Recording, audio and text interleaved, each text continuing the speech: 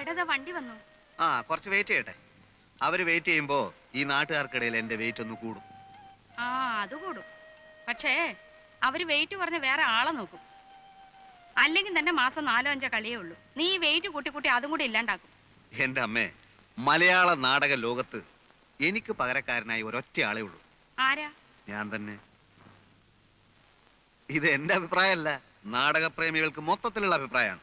ഓ എന്ത് കുന്തെങ്കിലും ആവട്ടെ, നീ അങ്ങോട്ട് ചെന്നേ. അവർക്ക് 4 മണിക്ക് കട്ടൻ കിട്ടാനുള്ള അത്രേ. അതെന്റെ ജോലിയല്ല. ഞാൻ നടനാണ്, നടൻ മാത്രമാണ്.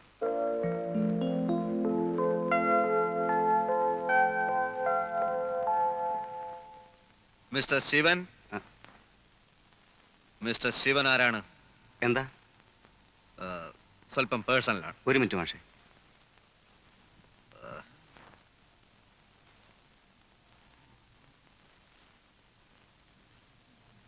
തിരുനെല്ലിക്കാട്ടിൽ വെച്ച് പോലീസിന്റെ വെടിയേറ്റ് മരിച്ച വർഗീസ് എന്ന നെക്സലൈറ്റിനെ പറ്റി കേട്ടിട്ടുണ്ടോ? എനിക്ക് മനസ്സിലായില്ല. അദ്ദേഹം എന്റെ സുഹൃത്തായിരുന്നു. തൽക്കാലത്തെ ചില പ്രശ്നങ്ങൾ കാരണം ഞാൻ നാടകത്തിലോട്ട് മാറിയെന്നേ ഉള്ളൂ. പക്ഷെ പ്രസ്ഥാനത്തിലെ പലരും ഇപ്പോഴും എന്റെ സുഹൃത്തുക്കളാണ്. അല്ല, ആരാ നിങ്ങള്? ഇതൊക്കെ എന്നോട് പറയുന്നത് എന്തിനാ? ഒരു കോങ്ങാടും മറ്റൊരു തലശ്ശേരിയും ഇവിടെ ആവർത്തിപ്പിക്കാൻ എനിക്ക് സാധിക്കുമെന്ന് മനസ്സിലാക്കിക്കോളൂ. താൻ പഠിപ്പിക്കുന്ന പെമ്പിള്ളേരെ പിഴപ്പിക്കാൻ നടക്കുകയാണ് അല്ലേ? നിങ്ങൾക്ക് ആള് മാറിയെന്ന് തോന്നുന്നു. ഇല്ല, ഇനി ഇത് തുടർന്നാൽ തന്റെ ആൾ രൂപം ഞങ്ങൾ മാറ്റും. രമ ഞങ്ങളുടെ ഒറ്റപ്പങ്ങളാണ്. ഓ, ഇപ്പൊ മനസ്സിലായി. നാടകപ്രാന്തനായ ഒരു ചേട്ടനുണ്ടെന്ന് രമ പറഞ്ഞിരുന്നു.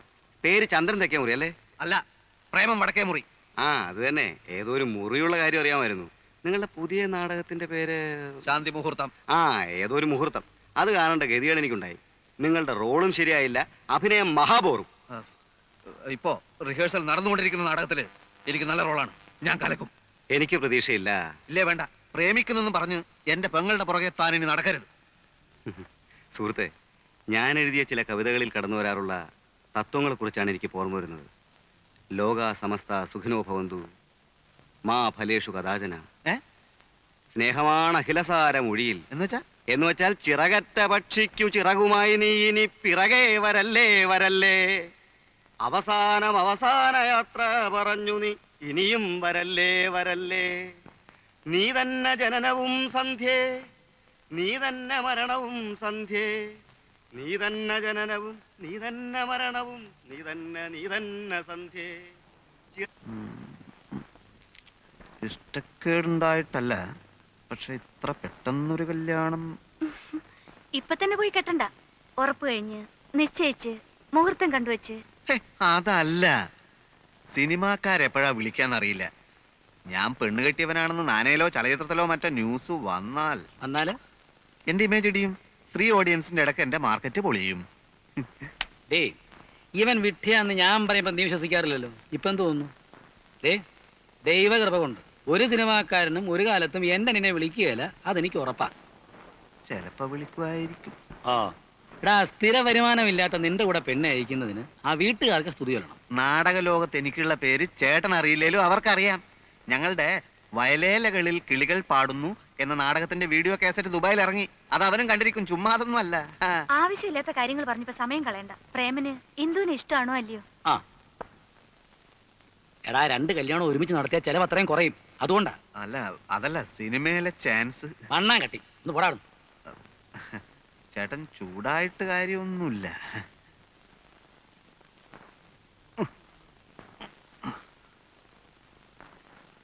കെട്ടിക്കളിയല്ലേ?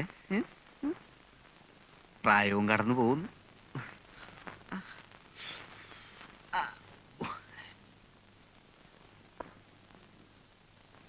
എങ്ങനുണ്ട്?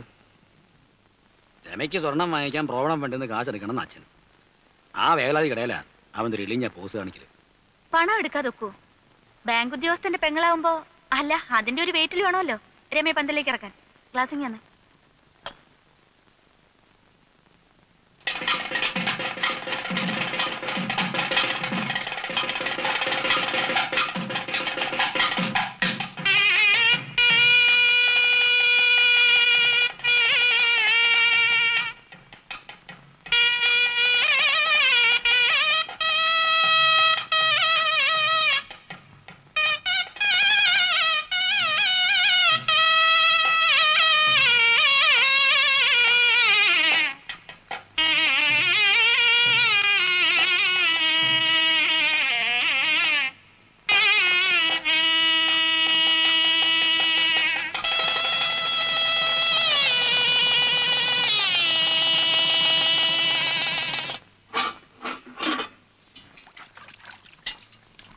പാത്രം കൊണ്ട് മാറ്റി വെച്ചേ.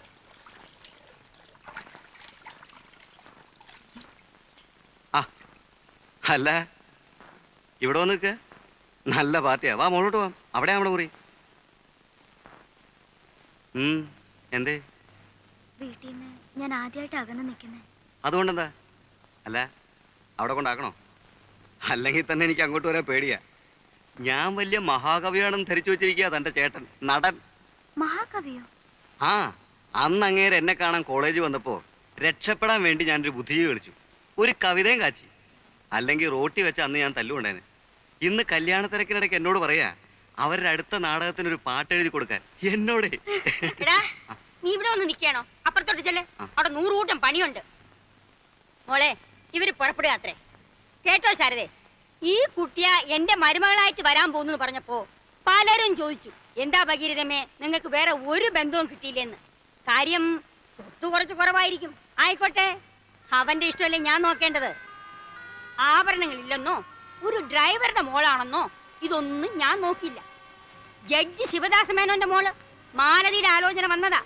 അവരാണെങ്കിൽ നമ്മുടെ തരാതരക്കാരാ. പക്ഷെ ഞാൻ പറഞ്ഞു പറ്റില്ലെന്ന്.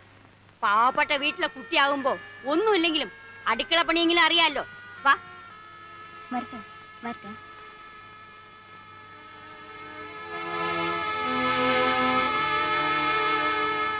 എഴുതിയോ? വല്ലേക്കാടൻ കുട്ടപ്പൻ 1 2 3 30 രൂപ. മാട്ടാത്തൊടി രാജൻ 50 രൂപ.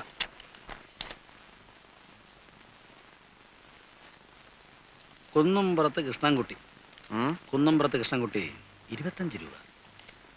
കുന്നുംപുറത്തുകാർ 25 രൂപയെ തന്നുള്ളൂ. അവന്റെ പെങ്ങളുടെ കല്യാണത്തിന് നമ്മൾ 25 കൊടുത്തുള്ളൂ എന്ന് പറഞ്ഞാൽ അവരുടെ കല്യാണത്തിനോട് ഗോവു മാത്രമേ പോയുള്ളൂ. ഇത് കുന്നുംപുറത്ത് 3 പേരെ വന്ന് മിഷ്ടാനം ഉണ്ടേച്ചു പോയത്.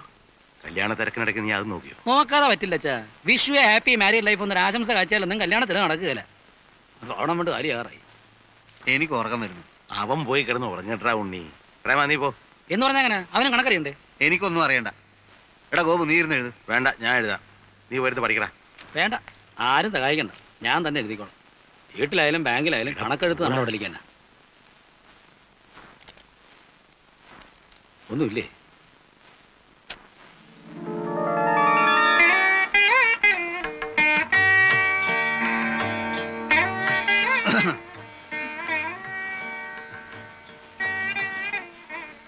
സംഭാവനക്കാരുടെ ലിസ്റ്റ് എടുപ്പായിരുന്നു. പണത്തിന്റെ കണക്ക് തലേ കയറിയ മനുഷ്യന്റെ വിവേകം നശിക്കും. ഉണ്ണിയേട്ടന്റെ കണ്ണില് ലോകം മൊത്തം ഒരു ബാങ്കാ, വേൾഡ് ബാങ്ക്. വല്ല നാടകത്തിലോ മറ്റോ ആയിരുന്നെങ്കിൽ ഇതുപോലൊരു രംഗത്ത് എടോ നിഷ്ഠുര കാപാലിക, ഇന്നെന്റെ ആദ്യ രാത്രിയാണ്, തന്റെ പണക്കണക്ക് പോയി തൊലയട്ടെ എന്നൊരു ഡയലോഗ് കാച്ചാമായിരുന്നു. പഴങ്ങളുടെ തട്ടവിടെ, ആപ്പിളും ഓറഞ്ചും ഒക്കെ അങ്ങനെയാണല്ലോ രീതി. പിന്നെ ഒരു ഗ്ലാസ് പാല്. സിനിമയിലൊക്കെ ആദ്യ രാത്രി തുടങ്ങി കണ്ടിട്ടുള്ളത് ഇതൊക്കെ നല്ലോണം ഭക്ഷിച്ചോണ്ടാ. പാലുണ്ടായിരുന്നു, തണുത്തു തുടങ്ങിയപ്പോ ഞാൻ കുടിച്ചു. ഓ, അപ്പൊ ദൈവത്തിനുള്ളത് പൂജാരി വിഴുങ്ങി. കുഴപ്പമില്ല, തൽക്കാലം ഈ ദൈവം ശപിക്കുന്നില്ല. മാത്രമല്ല വരം വല്ലവും വേണേ ചോദിക്കുകയും ആവാം. ഒടുവിൽ പറഞ്ഞത് കാര്യമായിട്ടാ. ഇഷ്ടാനിഷ്ടങ്ങളൊക്കെ ഇന്ദുവിന് തുറന്നു പറയാം. എന്നാ പറയട്ടെ? തീർച്ചയായും. നാടകത്തിൽ അഭിനയിക്കുന്ന എനിക്ക് ഇഷ്ടമല്ല. ഞാനോ?